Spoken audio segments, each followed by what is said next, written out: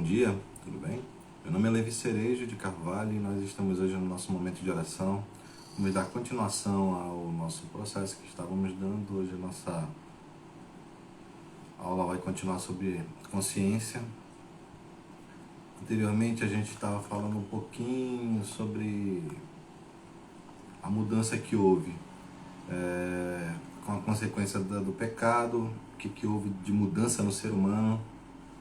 Bom dia, Cláudia.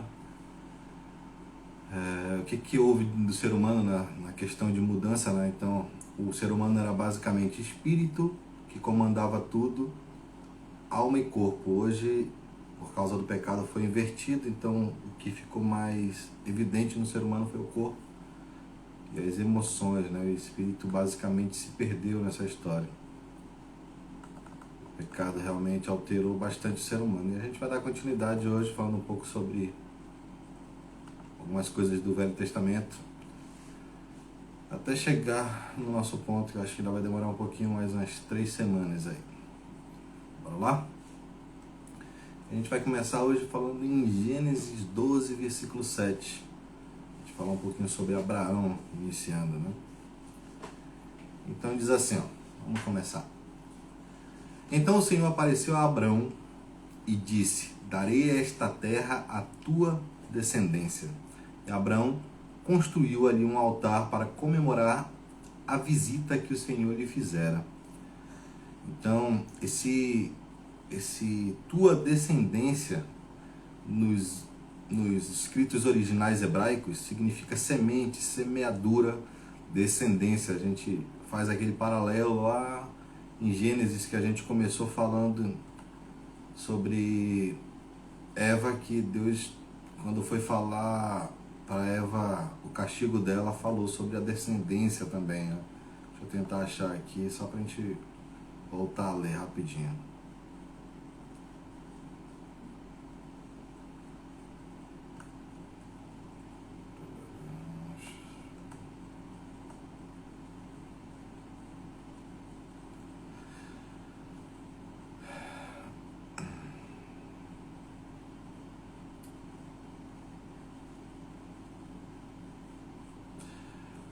Quando ele disse para a serpente, está cheio: farei que haja inimizade entre você e a mulher, e entre a sua descendência e o descendente dela.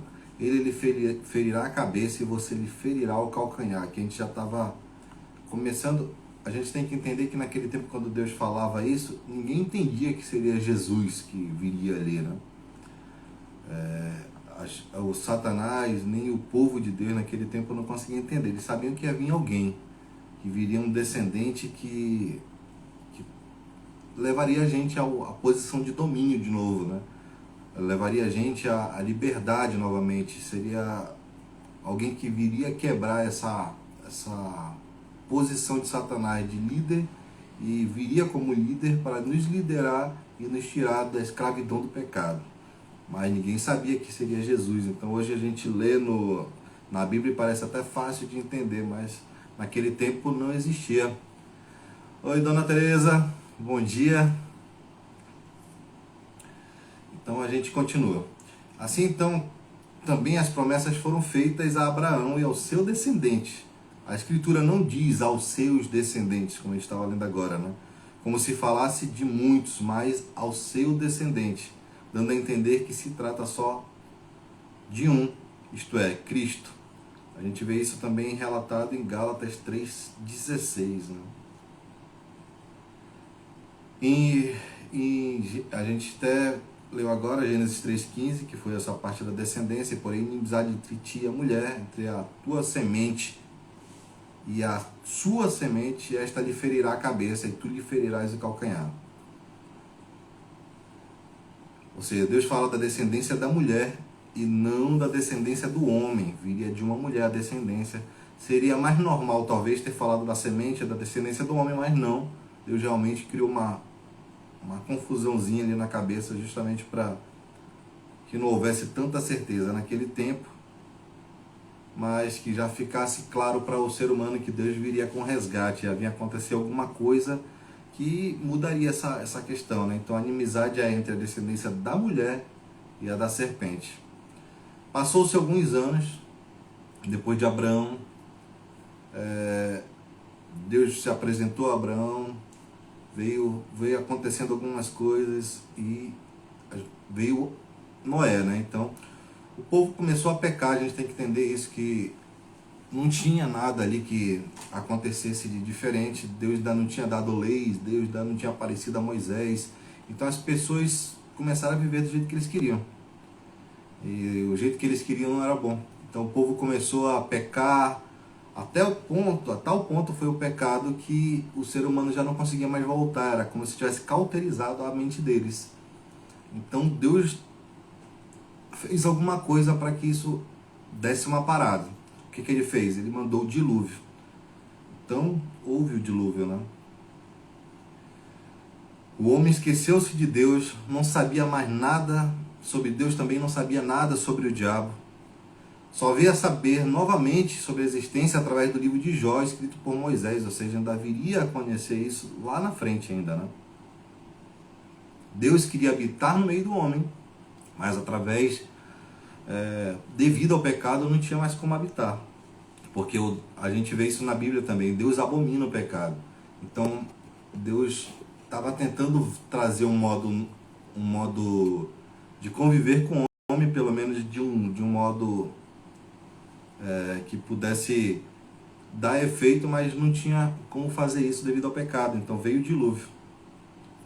A gente tem que entender que a glória do homem é ser como Deus e governar como Deus, em comunhão com Deus.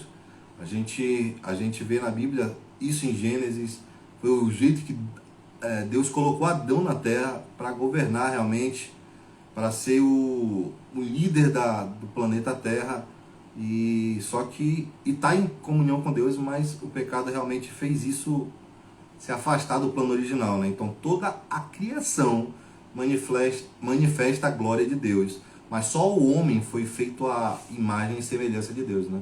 Toda a criação manifesta o que Deus queria fazer, manifesta a glória de Deus, mas o homem foi feito à sua imagem. Ou seja, o homem foi o resplendor de tudo que Deus queria fazer naquele tempo, né? Então a gente passa essa parte do dilúvio, Deus extermina a terra tentando fazer com que a humanidade tivesse um restart e viesse tentando aplacar o poder do pecado. Sai só 8 pessoas daquele navio ali, com todos os animais tentando refazer a humanidade, mas o homem volta a pecar. Vem algumas pessoas e a gente vê a figura de Moisés, que já veio trazer a lei, né? Então, Deus, através de Moisés, criou um tabernáculo. O povo, então, teria cobertura dos pecados, que é justamente o que eu estava tentando dizer agora. Deus, através dos sacrifícios, através dessas representações, teve um jeito de fazer o pecado ser amenizado.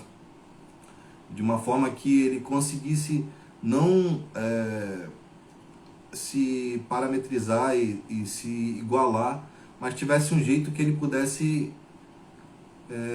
ter contato novamente com o homem, até que o problema do pecado fosse resolvido em Jesus Cristo, né? Então, isso era uma representação de que o homem estava novamente se achegando a Deus por meio dos sacrifícios. Houve então um pacto. Se a gente reparar pela história, houve um pacto, um dos primeiros pactos ali. O homem escutaria a voz de Deus, ele obedeceria aos mandamentos e andaria segundo os conselhos de Deus. Esse foi um dos primeiros pactos que houve ali na terra, né? Teve o pacto com Abraão também. E a gente vê mais um aí. Bom dia, tudo bem? Com esse tabernáculo, outra coisa interessante de falar sobre o tabernáculo, quando a gente via o tabernáculo todinho, quando a gente vê o desenho dele montado, a gente tem a porta da entrada, uma porta que fica logo na entrada do tabernáculo. Tu tem a porta do tabernáculo, que é o que circunda, que é tipo um muro de tendas, né? Tem a tua primeira porta, a segunda porta já entra para dentro do tabernáculo em si, e a última porta, que é a porta do Santíssimo Lugar, né? Então tem a porta de entrada do tabernáculo, que seria essa primeira tenda. Quando entra mesmo no tabernáculo, tu tem a porta de entrada, que é o Santo dos Santos, e tem o Santíssimo Lugar. A primeira porta, o nome dela era Caminho, a segunda porta era a Verdade e a última porta era a Vida. Então, quando os israelitas entenderam isso, quando Jesus chegou e disse assim, eu sou o caminho, a verdade e a vida, ele estava justamente se representando como o tabernáculo. A única possibilidade como ele teria novamente de entrar e ter acesso a Deus seria por Jesus. Ele era o caminho, a primeira entrada, ele era a verdade e ele era a vida. Ou seja, para entrar e ter comunhão com Deus, ele era o caminho, a verdade, a vida. Ou seja, ele era as 3 portas de entrada. Ele era o acesso ao Pai. A gente tem que entender isso também. Então o povo teria a presença de Deus através da arca também por causa daquele templo. A primeira obra realizada ao construir o tabernáculo foi a arca, representando que Deus foi quem primeiro buscou a restauração da comunhão. Então, naquele tempo, a gente falou ele agora, o povo se esqueceu de Deus, o povo se esqueceu do diabo, não sabia mais quem era Deus e não sabia mais quem era o diabo, mas Deus começou a colocar as coisas nos seus devidos lugares. Ele queria voltar a ter comunhão com o homem, né? Então ele é que ele sempre dá entrada em tudo. Ele criou o homem para ter comunhão com ele, depois ele começou a restaurar e ele começou a mostrar que o que ele queria a restauração da comunhão com ele. Todo o restante representava o homem chegando a Deus através do sacrifício do cordeiro puro e imaculado. A vida estaria preservada através da arca e do sangue. Moisés profetizou e disse assim, o Senhor vosso Deus fará levantar. Toda vez, a gente viu isso lá em Gênesis com Eva, a gente viu ainda agorinha com Abraão, e lá vai agora de novo com Moisés, um pouco mais claro agora. O Senhor vosso Deus fará levantar-se do vosso meio um profeta semelhante a mim, entre os vossos irmãos, um homem que deverão ouvir e a quem deverão obedecer, porque foi isso mesmo que pediram ao Senhor vosso Deus, junto ao monte Horebe, ali ao pé da montanha, rogaram-lhe que não fossem obrigados a ouvir de novo diretamente a tremenda voz do Senhor, nem a ver o terrível fogo sobre o monte, pois se isso tornasse a acontecer, haveria de morrer. Pois sim, disse-me o Senhor, farei como me pediram, farei erguer-se entre eles um profeta israelita como tu, dir-lhe-ei o que deve declarar, será o meu porta-voz junto do povo, e toda a pessoa que não o escutar as minhas palavras que esse profeta dirá em meu nome, eu mesmo lhe pedirei contas disso. Então a gente vê a palavra de Deus já desde o tempo de Moisés, muito antes de Jesus vir, já profetizando através de Moisés também que Jesus viria, né? E outro que a gente vai ver um pouquinho mais à frente é na história de Davi e Golias, que é já para a gente passar aqui, já meio que encerrando o nosso dia de hoje, que já está um pouquinho longo esse vídeo. Mas, quando a gente vê aquela história, tem alguns detalhes que são legais. Olha esse aqui, ó. Golias parou e gritou para as tropas israelitas. No meio dessa história, se você tem uns lequezinhos que é bom entender, assim, quando você for de novo ler a história de Davi e Golias, você pode reparar isso depois. Golias parou e gritou para as tropas israelitas, por que saíram todos para lutar? Eu sou filisteu e vocês são servos de Saul. Escolham um homem para vir aqui e lutar comigo. Se ele me matar, seremos seus escravos. Mas se eu o matar, vocês serão nossos escravos. Desafio hoje os exércitos de Israel. Mandem um homem para lutar comigo. Golias ali, então, se a gente reparar bem, ele profetizou ali pela parte de Satanás. Então, Golias foi a boca de Satanás. Ou seja, a boca que Satanás usou aqui na terra para amedrontar todos os homens. Satanás disse claramente, um homem me deu autoridade, um homem deve tomá-la de mim. Ou seja, por causa de Adão a gente perdeu a autoridade, perdeu o domínio e Satanás estava esfregando isso na cara, né? Satanás vai fazer mais uma vez isso lá na frente com Jesus. Ele vai estar ali botando as tentações em Jesus e vai tentar esfregar isso de novo na cara dele. A gente vai estar lendo isso lá mais um pouquinho para frente. Mas ali já em Davi e Golias a gente já vê Satanás tentando esfregar isso na cara da humanidade, né? Isaías também, então, outro profeta mais lá na frente, bem mais lá na frente, também profetizou. Em Isaías 7,14 diz assim, por isso o Senhor mesmo lhes dará um sinal. Vejam, a virgem ficará grávida. Ela dará à luz a um filho e o chamará de Emanuel. Isaías 11:1 também diz assim: do tronco da linhagem de Jessé brotará um renovo, sim, um novo ramo, que de suas raízes dará fruto. Isaías 9:6 diz assim: pois um menino nos nasceu, um filho nos foi dado, o governo estará sobre os seus ombros, e ele será chamado de maravilhoso conselheiro, Deus poderoso, Pai da eternidade e príncipe da paz. Então são homens e pessoas que eram servos de Deus, que mesmo sem entender muito o que estava acontecendo, já conseguiam pela fé vislumbrar que Deus estava mandando esse homem, que ele tinha prometido desde o tempo de Gênesis, que viria resgatar novamente essa parte de comunhão com Deus e daria acesso novamente a Deus, porque até então o homem não teria. O homem teria, a gente viu ali com Moisés, o homem teria um acesso por causa de uma pessoa que uma vez por ano viria fazer sacrifícios ali para resgatar o povo e dar um pouco de comunhão com Deus, para que as pessoas tivessem acesso a Deus de novo, mas o homem mesmo não teria essa comunhão que nós temos hoje.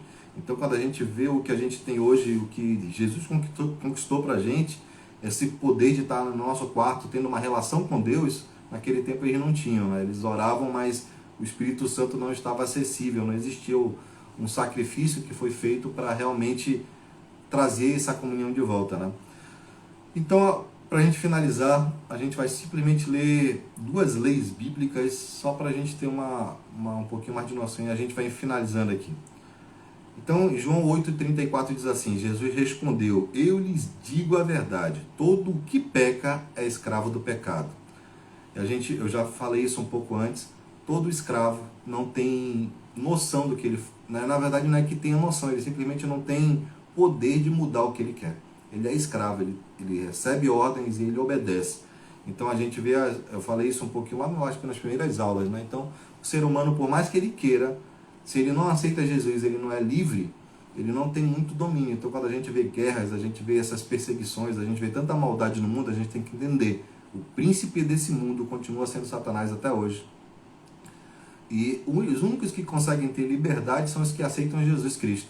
Então, a esses é dado a liberdade de ter comunhão com Deus e normalmente ter o Espírito Santo dentro de si, e com isso poder viver uma vida diferente, uma vida de liberdade, onde ele pode realmente fazer escolhas. Então, quando a gente vê as vertentes do que acontece no mundo, as fomes, as misérias, todas as guerras, é porque Satanás é o príncipe desse mundo ainda. Romanos 6,23 diz assim: pois o salário do pecado é a morte, mas a dádiva de Deus é a vida eterna em Cristo Jesus, nosso Senhor. Então a gente tem que entender isso e botar isso na cabeça. Acabamos de ler nesse versículo em Romanos 6,23. Jesus Cristo é a dádiva de Deus para o ser humano, porque é o único meio de a gente ter liberdade, o único meio de a gente ter vida. A gente tem que lembrar das três portas. Ele é o caminho, quando a gente passa nele, a gente começa a andar pelo caminho certo. Ele é a verdade, o único jeito de a gente ter verdade na nossa vida é vendo o que Deus tem para a nossa vida. E ele é a vida. A gente só pode ter vida através de Jesus Cristo. Não tem como ter isso fora dele. Por mais que o mundo te ofereça coisas boas, a verdade, o caminho e a vida é só através de Jesus Cristo. Amém? Bom dia, Elisane. Tudo bem? Vamos orar então para a gente finalizar o nossa manhã com Deus aqui, nosso café da manhã. Só para vocês, alguns que ainda não me conhecem, né? A tia Tereza, que é a mãe do Bruno, que está aqui com a gente hoje, ela já me conhece, então... Eu sei que vocês outros não me conhecem bem, mas eu estou em Manaus hoje, então a gente tem 1 hora de diferença aí com o horário de vocês. Eu não sei nem que horas tem de verdade. Agora, aqui em Manaus são 6h22, vocês aí já estão 7h22, então a gente tem 1 hora de diferença aí de horário. E espero que a manhã de vocês seja abençoada, a manhã de vocês seja realmente tremenda. Assim como eu sei que Deus vai conduzir minha vida também, porque é isso que eu espero para mim também, é o que eu espero para vocês. Vamos orar então? Vamos lá. Senhor Deus e Pai, te agradecemos por essa porção da Tua Palavra. Obrigado por cada dia mais, Senhor, por colocar pessoas para falar do Teu Evangelho, que nós entendamos que o que a Tua palavra diz é a verdade. A Tua palavra diz que o Evangelho é o poder de Deus para a salvação de toda criatura que em Ti confia, Senhor. Então que possamos entender que por causa dessa palavra que nós lemos, por causa dessa palavra que nós escutamos, dessa palavra que nós estudamos diariamente, nós temos poder através de Ti, nós temos vida, nós temos um caminho a seguir, nós temos a verdade que és Tu. Então isto é ver o Teu Evangelho, isso é saber quem é Jesus Cristo, é saber que nós estamos no caminho certo, é saber que nós estamos trilhando o caminho da verdade, e por causa desse caminho da verdade nós temos vida, por causa de Ti e através de Ti. Que Tu venhas tocar em nossas casas, em nossos lares, que Tu venhas tocar em cada uma de nossas famílias, trazendo a Tua paz, a Tua bênção, a Tua comunhão, a Tua alegria que nos fortalece, que nos dá força, que essa venha a ser sobre nossas vidas, sobre nossas famílias, sobre nossos corações. Dai-nos uma manhã de paz, um dia de alegria, e que possamos dizer e bater firme, entendendo que Tu és o nosso Salvador, Tu que é o nosso guia, Tu é a nossa fortaleza, e é em Ti que nós confiamos, porque realmente Tu fizeste tudo para nos trazer de volta. A gente leu ainda agora, Tu que buscou o caminho de volta, Tu que deu esse start quando fez aquele tabernáculo, Tu mostrou claro isso, e que nós entendamos de uma vez por todas que sem Ti, Senhor, somos simplesmente trapo de imundícia, Senhor. Somos o que Satanás quer que nós sejamos, e a gente não quer ser isso. Nós queremos ser filhos Teus, abençoados por Ti, e tratados por Ti, possamos viver a vida eterna contigo futuramente. É isso que queremos, Senhor, em nome de Jesus. Amém. Tenha um bom dia.